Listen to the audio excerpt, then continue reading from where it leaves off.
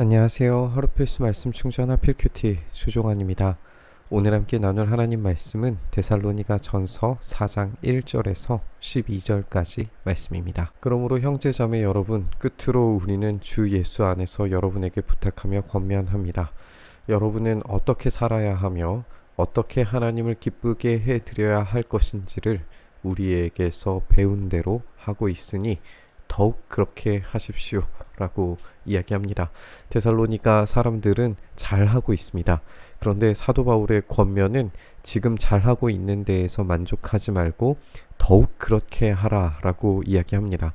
그러니까 더 발전한 방향으로 하나님을 어떻게 기쁘시게 해드릴 것인가에 대해서 깊이 숙고하고 그 일들을 발전시켜 나가라고 권면하고 있습니다.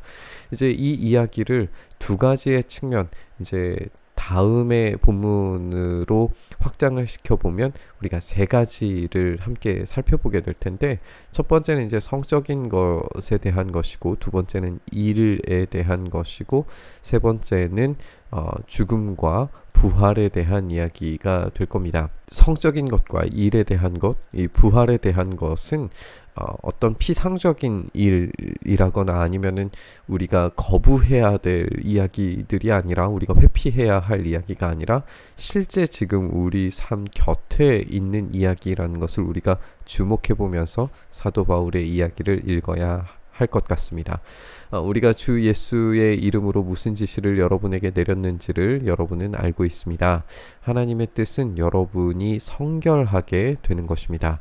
여러분은 음행을 멀리하여야 합니다. 이제 당시에 고린도도 마찬가지고 데살로니가도 마찬가지고, 이 음행, 성적인 타락은 필연적으로 우상숭배와 연결되어져 있었습니다.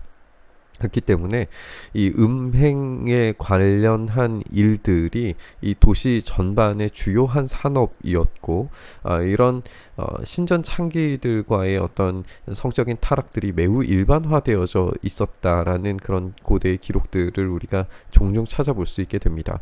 고린도나 데살로니가가 그 주변의 도시들보다 훨씬 더 타락했는가? 그거는 우리가 쉽사리 판단할 수는 없지만, 어쨌든 이 음행을 피하라 라고 하는 이 명령에서 이 도시의 분위기를 생각을 해봤을 때 이 명령은 매우 적절한 그런 지적이었을 겁니다. 그리고 성도들도 이런 이방 신전에서 벌어지는 이 음행에 대해서 분명히 인지하고 그런 경험들이 있었을 것이라고 우리가 추측을 해본다면, 이것을 절연히 끊어내고 경건함으로, 순결함으로 돌아와야 하는 그런 모습을 우리가 생각을 해볼 수가 있는 것이죠. 각 사람은 자기 아내를 거룩함과 존중함으로 대할 줄 알아야 합니다. 우리가 이제 여기에서 생각할 수 있는 것은, 이 성이라고 하는 것을 사도 바울이 무조건적으로 부정한 것으로 여긴 것이 아니라, 자기 아내를 거룩함과 존중함으로 대함으로써 부부 관계 안에서 벌어지는 성에 대해서 긍정적으로 생각하고 있다는 거예요. 이 부분을 우리가 놓쳐서는 안 됩니다. 지금 우리가 생각하고자 하는 이 두 가지, 오늘 본문에서 이제 두 가지, 성적인 것과 일에 대한 것을 우리가 생각해 보기만 하더라도, 창세기에서 하나님께서 처음 명령하셨을 때에 생육하고 번성하고 땅을 정복하고 다스리라 라고 하는 것이었어요. 그것 두 가지가 성과 일에 대한 일인 겁니다. 그러니까 이것은 하나님께서 최초에 우리 인간에게 명령하신 기본적인 욕구와 명령이에요. 우리의 정체성과 사명에 대한 이야기입니다. 그렇다면 이 성적인 우리의 욕구에 대한 부분들을 어떤 식으로 정결함으로 경험해야 할 것인가, 그것을 사도 바울은 자기 아내를 거룩함과 존중함으로 대함으로써, 그러니까 부부 안에서의 관계를 통하여서 이 성을 즐겁고 행복하게 누릴 수 있다라고 이야기를 하고 있는 거예요. 하나님을 알지 못하는 이방 사람과 같이 세욕에 빠져서는 안 됩니다.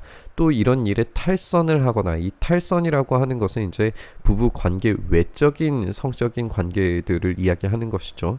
이것이 간음이 됐던지 아니면은 동성애가 됐던지, 그 모든 부부 외적인 관계들을 모두 다 이 탈선으로 우리가 볼 수 있을 겁니다.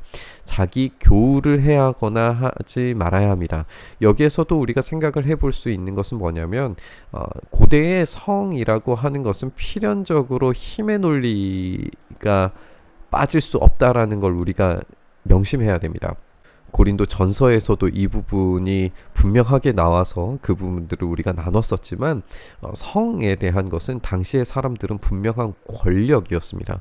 그렇기 때문에 이 힘의 논리를 따라서 이 성을 함부로 대했을 때에 성이 파괴될 수 있고, 그것은 가정 안에서도 그렇게 벌어질 수도 있고 교우들 안에서도 벌어질 수 있는 굉장히 심각한 위협이었어요.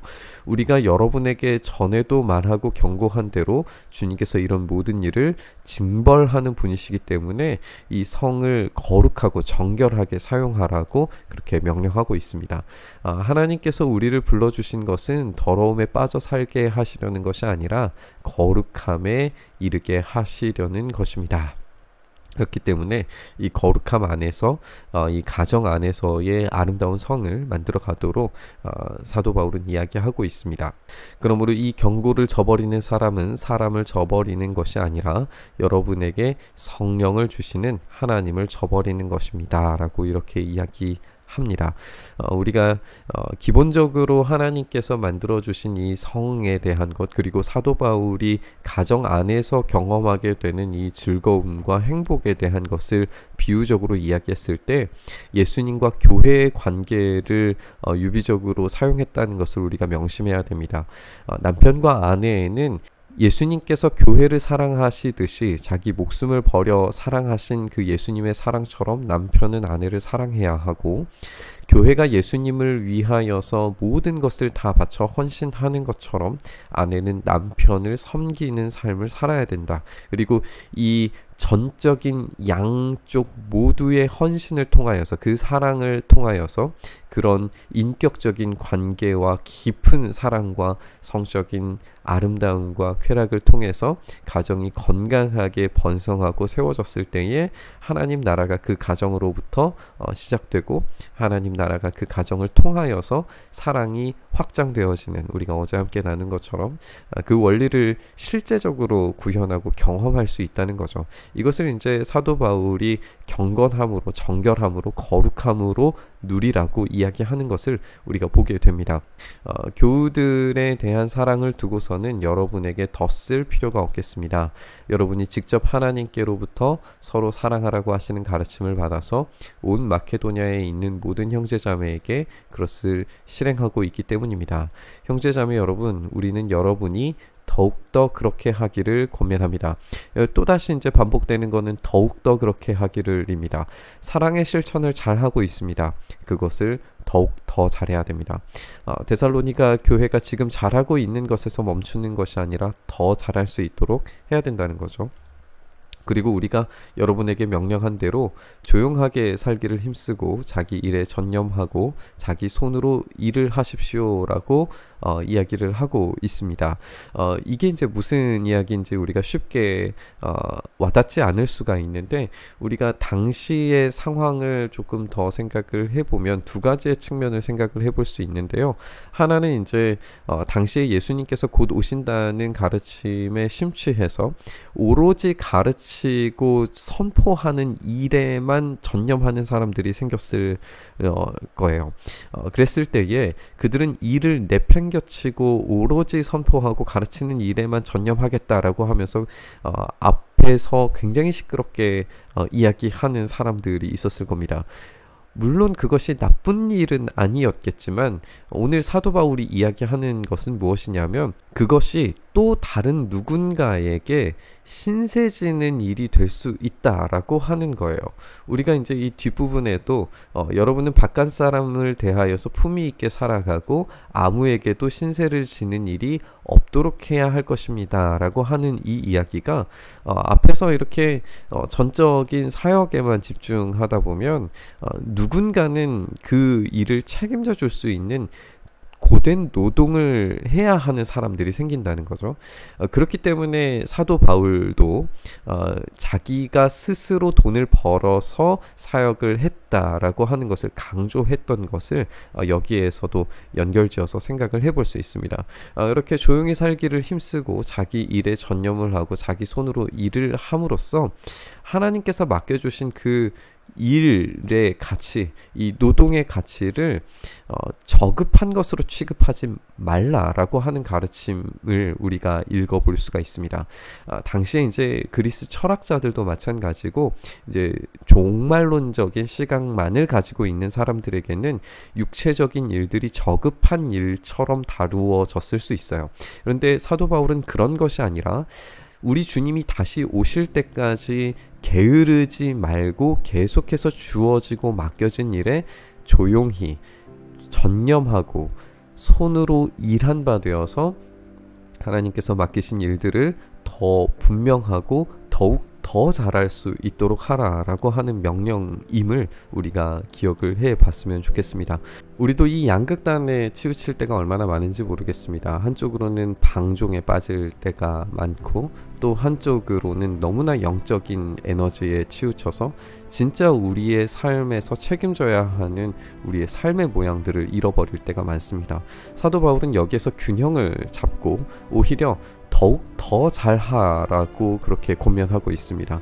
그것이 형제를 사랑하는 사랑의 방식이 될 것이고 가정을 지키는 일이 될 것이고 이것이 성숙한 그리스도인이 되는 것이며 그리스도의 복음의 질서 안에 들어가는 일이라고 이야기하고 있습니다. 우리가 양극단적인 그런 너무나 세속적인 너무나 영적인 그런 치중된 삶의 밸런스가 있다면 다시 한번 균형을 잡고 하나님께서 나에게 원하시는 이런 모습이 무엇인가에 대해서 깊이 생각하고 그것을 더욱더 발전시켜 나갈 수 있기를 소망합니다. 오늘 1절과 10절에서 이야기했던 것처럼 우리가 지금 그 균형을 잡기 위해서 애쓰고 노력하고 있다면 그것을 더 잘할 수 있게 해달라고, 혹은 우리가 그 균형들이 깨져 있다면 그 균형을 잡을 수 있게 해달라고 우리가 묵상했으면 좋겠습니다. 그 세속적인 반응에서 벗어나고 너무나 영적인 것에서 치우쳐서 우리가 해야 할 일들을 놓쳐버리는 그런 불균형에서 우리가 벗어나서 참된 균형에서 우리 주님께서 우리에게 요구하시는 삶의 균형을 더욱 더 잘 잡아 나가고 발전시켜 나가고, 그래서 세상 사람들에게도 칭찬받고 인정받는 진짜 멋진 그리스도인으로 우리가 세워져 갈 수 있게 해달라고 오늘 말씀 묵상했으면 좋겠습니다. 주님, 우리가 그렇게 정말 그리스도인의 탁월함을 보여줄 수 있도록 우리의 삶을 붙드시고 인도하여 주시옵소서. 우리가 너무나 세속적인 가치에 함몰되었을 때에는 우리가 예수 그리스도의 거룩하심과 정결하심을 바라볼 수 있도록 하여 주시고, 우리가 너무나 영적인 것에 매몰되어서 우리에게 맡겨주신 소명을, 우리에게 맡겨주신 일들을 게을리 했을 때에는 우리가 정말 맡겨주신 그 소명에 따라서 최선을 다해서 이 땅 가운데에 섬기는 삶을 살아갈 수 있도록 우리의 삶의 균형 잡게 하여 주시옵소서. 우리가 그렇게 애쓰며 노력하며 더욱더 발전하여 주님 나라 영광을 위하여 살아갈 때에 주님께서 다스리시는 주님의 통치체제 안에서 우리의 삶이 거룩하고 정결하고 멋지고 귀한 삶으로 발전해 갈 수 있도록 은혜 더하여 주시옵소서. 그렇게 우리의 삶 만져주시길 간절히 소망하며 우리 주님 예수님 이름으로 기도드리옵나이다. 아멘.